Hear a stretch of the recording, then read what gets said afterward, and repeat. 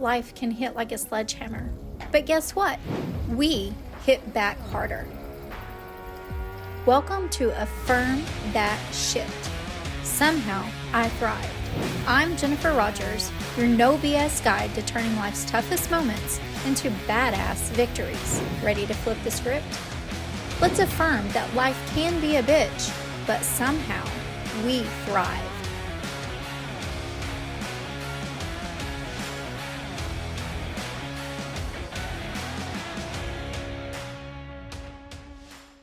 Welcome to today's episode of Affirm That Shit. Somehow I thrived. I'm your host, Jennifer Rogers.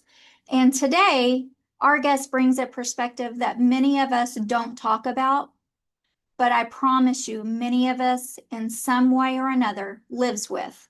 We're talking about chronic pain. And today we're going to meet Rick Cram. And Rick is a professional presence who has a deep personal journey. As someone who's lived with chronic pain from an injury that led to 7 knee surgeries, 7, how you like that magic number now? 7 knee surgeries. Pain for him hasn't been a moment, it's been a companion. And if you've ever been in a companion relationship, you know how those things work out. Well, Rick took a different course.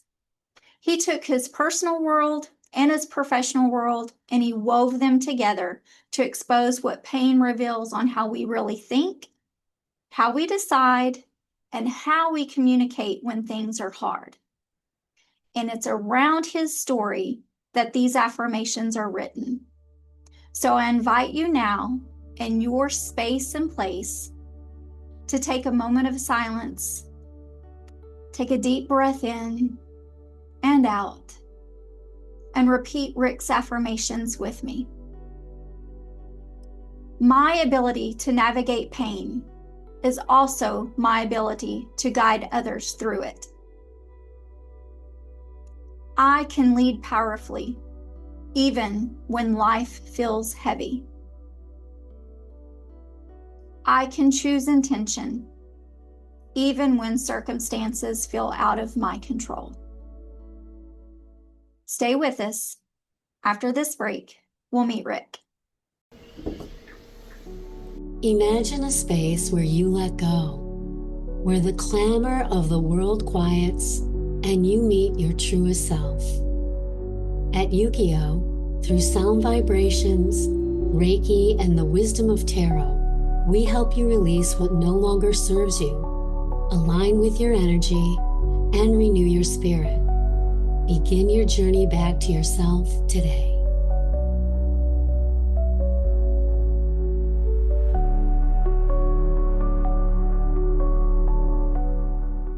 Hello, Rick. Thank you for joining us today on Affirm That Shit. How are you, my friend? I couldn't be better, Jennifer, because this gives me a chance to say 2 things. I've been so looking forward to meeting you, someone who I view, even though we've just met, as one of the most resilient people that I know. And you have a unique and wonderful sense of the significance of I am statements, such as you share with your affirmations. So it's absolutely an honor to meet you. Well, thank you, Rick. The pleasure is all mine. And I want to give that credit to our mutual friend, Portia, the producer behind Affirm That Shit, here with us. And without her, you and I's paths may have never crossed, even though we've got so many similarities. You know, pain has walked with us through much of our life and even in our professional world. Exactly. So, Rick, why don't you share with our guests, our viewers, and our listeners, what brought you here today? Thank you very much, Jennifer. So, as you just saw, that blast of pain, and let me start with where I'm at. Since the 7th surgery, it's left my knee in a state where I experience these random blasts of agony multiple times a day. My baseline pain is generally a couple of dozen shots of pain like that if I'm doing nothing. If I get active, if I leave my home and so forth, it can become as frequent as a dozen an hour. So they didn't know, they don't know still what, here almost 7 years later, what went wrong in that last seventh surgery. But it all goes back to basically the last 2 minutes of a football game as I was a senior in high school.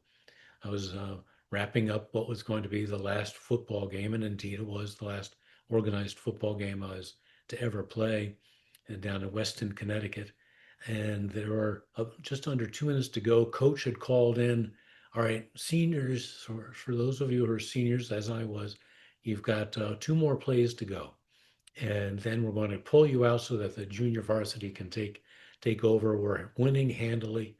And so my buddy and quarterback Jeff Jones called a play for me to carry the ball around to the right, swing around to the right, and I ended up getting in, trying to get around the corner over near the sideline of the opposing team, and a defensive player had an angle on me, was able to sort of run by me, grab the back of my jersey, and he flew himself down, which made me flip over backwards, and my left knee whiplashed into the ground.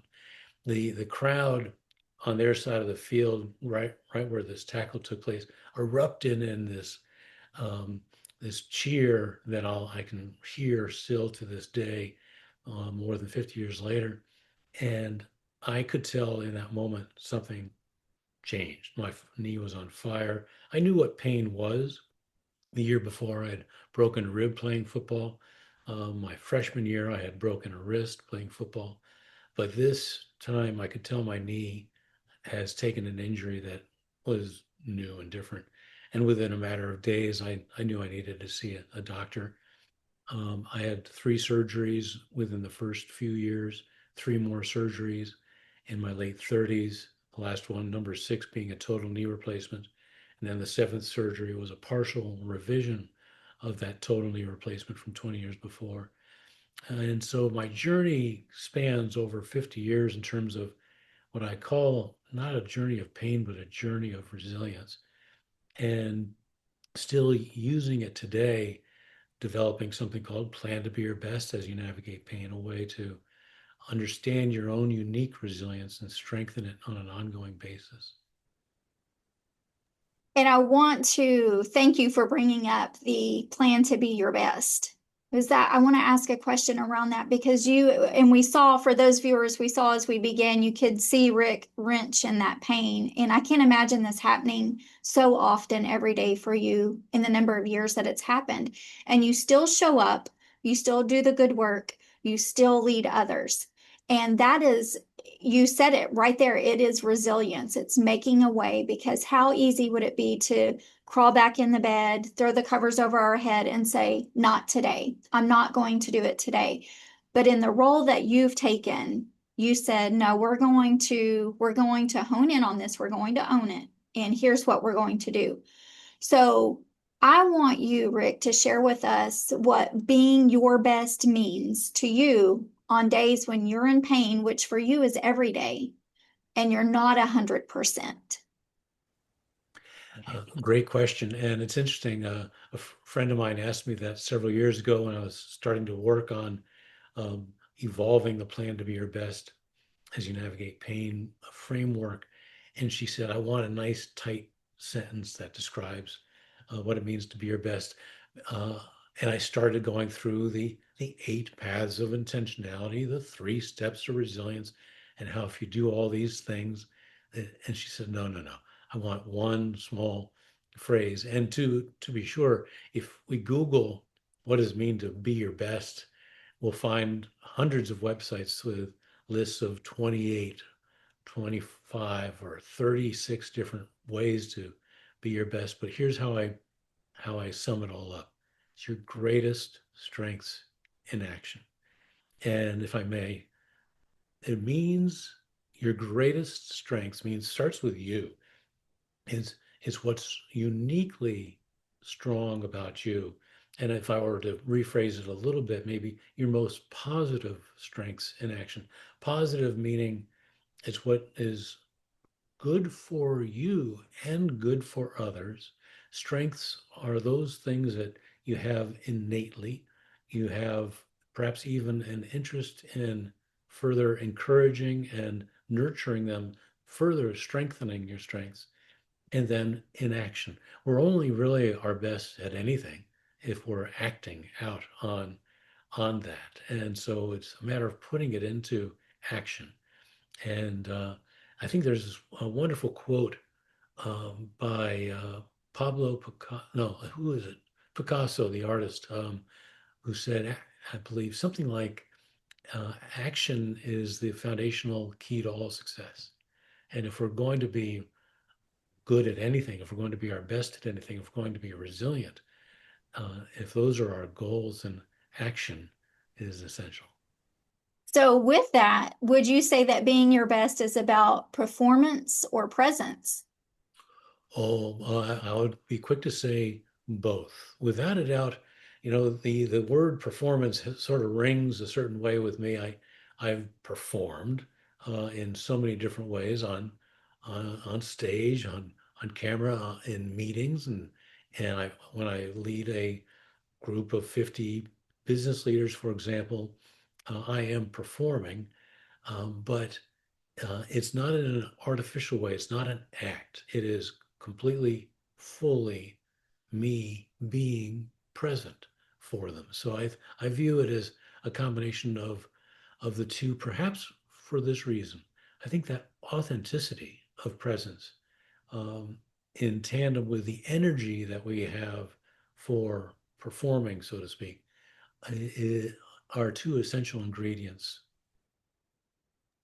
And I love the way you explained that and that you used the and. You took away the or that I provided you with and you put and because you're right. If we're living in our authentic self and we're showing up who we are, that's true. That's true. And Rick, in just watching you here today, I can see you grimace in pain. I can see you put a smile on your face and keep going. How I does do. Yeah. how does that the way you communicate is so phenomenal to me. Your presence, your stature. How hard was it for you to come through and say, this is how and who I want to be? And how did it impact your communication with others? Great question, and thank you for that. My first reaction as I'm listening to your question, Jennifer, is that one of the most one of the most difficult things I've ever done and continue to do in my life. It's an ongoing journey. The and I know you understand what this perhaps better than anybody. It's a choice I make over and over again. And it's that quality of it, making that choice over and over again, which is part of what resilience is. But it's not easy. We're meeting at an interesting time, Jennifer. The I'd say these past 2 years, I will describe this way, sort of a Reader's Digest version. 2 years ago, um, I was going to see doctors I never thought I'd talk to, and I'm shaking violently, telling them and holding back tears, saying I'm desperate. And this is now 5 years since that seventh surgery and daily pain. And since then, I've gone through a series of experiences, including, I would say, a breakthrough regarding how to, for me, how to navigate this continuously on an ongoing way to thrive, even if I never get relief from my pain. I've gone from being desperate to still experiencing and being overwhelmed by pain to also now saying, I'm also overwhelmed by the strength of my resilience. My resilience has never been stronger. I'll be quick to say, Jennifer, I still have moments. Um, I recently, on top of everything I've been dealing with, and this is no solace for me, but February 28th, I had a stroke. And then just on Easter morning, I needed to call 911 again because I had unfolding what the doctors described as an acute kidney injury. And I'm thinking, on one hand, in some moments, I'm thinking, this is the last thing that I need. More overwhelmed, and yet I also was thinking in another breath, maybe even sometimes in the same breath, I've never been more resilient. I've got this. I'm not looking at this as a setback or as setbacks. I'm looking at what I'm experiencing as a setup. How can I use my resilience? How can I learn from what I'm going through? How might I incorporate these experiences, these new challenges, in a way to share my story, to encourage others? So this has been a journey. As I was looking forward to our talking today, I was thinking, this is really a remarkable time, and it's remarkable even to sort of step back from myself and see this journey over the past couple of years from going from desperate to still being overwhelmed, but in different ways. I'm genuinely, if I am, just as I'm in awe of your resilience, I think it's actually, and I would want to encourage anyone who is trying to strengthen their resilience or even find ways to provide fuel for it, that it's good and worthwhile to celebrate, to acknowledge resilience and celebrate it. I love that you're bringing that up, Rick, because you and I and all of us today live in a world where it's about clicks and likes and shares, right? We want that instant gratification. And as soon as we get it, we're on to the next. And you even hear that. And you shared you come from that kind of that marketing background. And kids today, young adults, business owners, small business entrepreneurs, how can we get ourselves out there? How can we be forward? But then when we make that next win, no matter how small it is, did we celebrate it or did we check it off the list and did we move on? So thank you for bringing that up because you have to celebrate, no matter if it's taking a walk outside or it's making a post, hey guys, I just met my 10,000 steps for the day, or I drank my glasses of water, whatever it is. Celebrate it, because here's what I do know: others can't celebrate you if they don't know about you and don't know about your wins. And there's so many people out there that are rooting for you to win. They want you to win every day, every day. Including you and me, that part of that quality of an experiencing that celebration is key to actually making it possible to be resilient again and again and again. I've become, as a communications advisor, to a great extent, if we've got communication challenges up here or in here regarding the journey with pain and everything that comes with it, the mental journey, the emotional journey, if there are communication challenges, then there are communication opportunities. And celebrating those victories helps to use neuroplasticity to actually rewire the brain to thinking, I did this, I can do it again.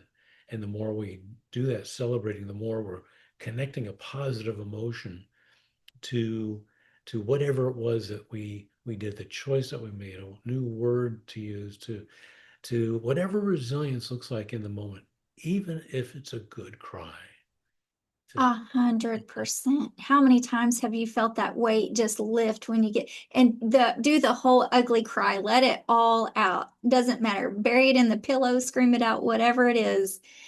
And I want to share that with you, Rick. You bring up something that um, don't let people crush your dreams. Do not let them crush that. And Portia knows this story, and I'll share it quickly with you because it's around celebration and that learning something new, right? So a few years ago, I decided I'm going to work on a master's degree. No one asked me to do this. It's a challenge. And to keep our brain young and active and moving forward, it needs new challenges. It's a muscle, work it. Here we go. So I have always had this business idea for as long as I can remember.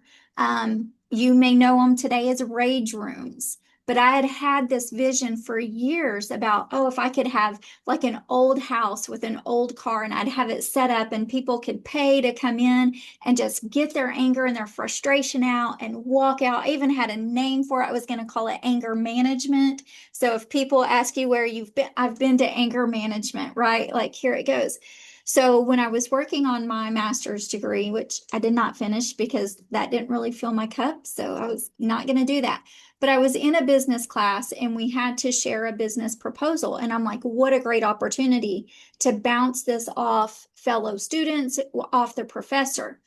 And do you know, in that class, Rick, he told me that will never work. Mm.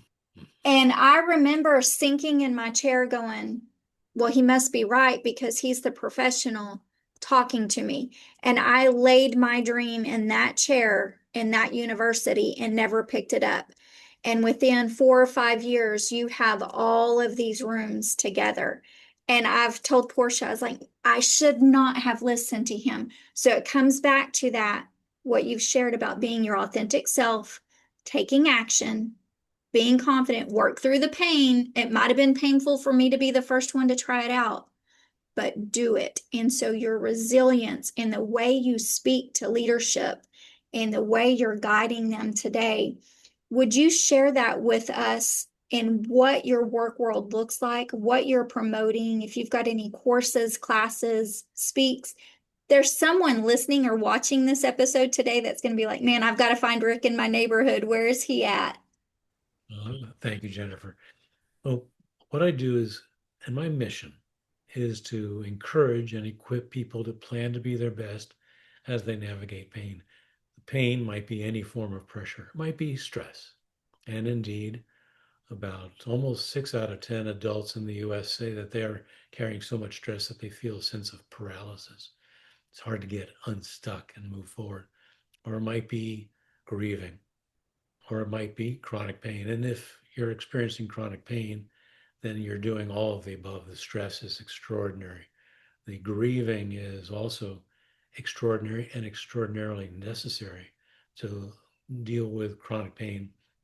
And so, if I'm going to encourage and equip people to plan to be their best, it means a few things, including understanding that each person has their own unique resilience. Your resilience is what it is because of everything you've experienced, every influence that you've had along the way, everything that you're doing to strengthen your own unique resilience. Now, just as each pain experience is very unique, resilience is unique. So I'll work with both individuals as well as teams to lead them through the Plan to Be Your Best framework. And each approach, for whether it's a company, for example, there's one particular bank here in Massachusetts, and they said our 50 top managers are dealing with chains exhaustion. They're they're overworked, they're stuck, they're frozen, they're dealing with so much stress. Each next new thing is too much for them. They need to, and they want to understand, how do I lead myself and my teams through this? And so what I do with them, or even if it's an individual, is completely tailor in a very personal way the Plan to Be Your Best experience so that they can actually take it and do two things. Use it moving forward in a sustainable way, but even to the point where they're able to share it with others. Resilience, I believe, when it's at its best, when it's doing its best, it multiplies.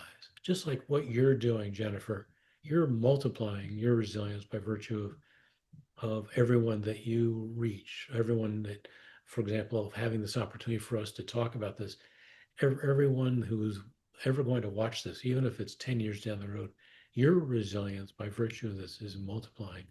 And that's an important quality to the Plan to Be Your Best framework and mission. So everything is highly personalized because each person's resilience is unique and each person's approach to learning something new, to strengthening um, their way. In effect, I think it's important to say this, that the Plan to Be Your Best for framework is not about here's how to be resilient, here's how to thrive, but rather here's how you can figure out your way of being resilient and your way of thriving. Thank you so much, Rick. That is so powerful in what you're sharing. And I know that the work that you're doing in your community is untouchable, and you are shaking and shifting those even through your daily pain. And we'll share your contact information with everyone. So if anyone wants to reach out to you, they'll be able to do that. But I have one last request for you before we sign off today. And when we started, we shared some affirmations about you around your story. And so now, reflecting back on your story, how you've made it to where you are today and where you're going to continue to go, what would you affirm about yourself? Great question, and thank you for that, Jennifer. It's an affirmation that not only I declare and declare out loud, but I want to encourage everyone to do the same. I affirm that my best is greater than the pain. You've seen me have a couple of moments of pain, and pain happens in the moment, but so does resilience. And I choose what I focus on. I use the 3 steps of resilience to tune in, plan, and be my best.